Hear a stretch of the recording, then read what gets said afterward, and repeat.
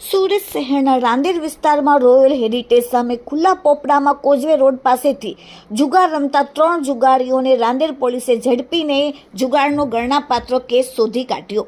સુરતના રાંદેર પોલીસ સ્ટેશનના ઇન્સ્પેક્ટર ચૌધરી સરના સીધા માર્ગદર્શન હેઠળ સર્વેલન્સ સ્ટાફના બીજી વસાવા પોલીસ સબ ઇન્સ્પેક્ટર અને સર્વેલન્સ સ્ટાફની ટીમના માણસો જ્યારે રાંદેર પોલીસ સ્ટેશનમાં હાજર હતા ત્યારે અંગત બાતમીના આધારે રાંદેર રોયલ હેરિટેજ સામે ખુલ્લા પોપડામાં કોઝવે રોડ પાસે ખુલ્લા ગ્રાઉન્ડમાં કેટલાક ઇસમો ગોળ કુંડારું વાળીને ગંજી પાણી રૂપિયાની પૈસાનો હાર જીતનો જુગાર રમી રહ્યા છે અને હાલમાં ત્યાં જુગાર ચાલુ છે। તે સંયુક્ત બાતમીના આધારે રાંદેર રોયલ હેરિટેજ સામે ખુલ્લા પોપડામાં કોઝવે રોડ પાસે જુગાર રમતા 3 આરોપીઓને પોલીસે ત્યાં રેડ પાડીને રંગે હાથ પકડીને મુદ્દામાલ પકડી પાડ્યો। જેમાં પકડાયેલ આરોપીના નામ છે 1 ઉમેશભાઈ બ્રાહ્મણ, ઉંમર 32, ધંધો કેટરેસનો અને રહેવાસી સાઇડ એન્ડ સર્વિસ ઝુંપડપટ્ટી ઉગત કેનાલ રોડ રાંદેર। આરોપી 2 અજયભાઈ ચૌહાણ, ધંધો મજૂરી કામનો, રહેવાસી નિહોળનગર સોસાયટી પાણીની ટાંકી પાસે ઓલપાડ સુરત અને 3 વિજયભાઈ કાંગસિયા, ધંધો કડિયા કામનો અને રહેવાસી સાઇડ એન્ડ સર્વિસ ઝુંપડપટ્ટી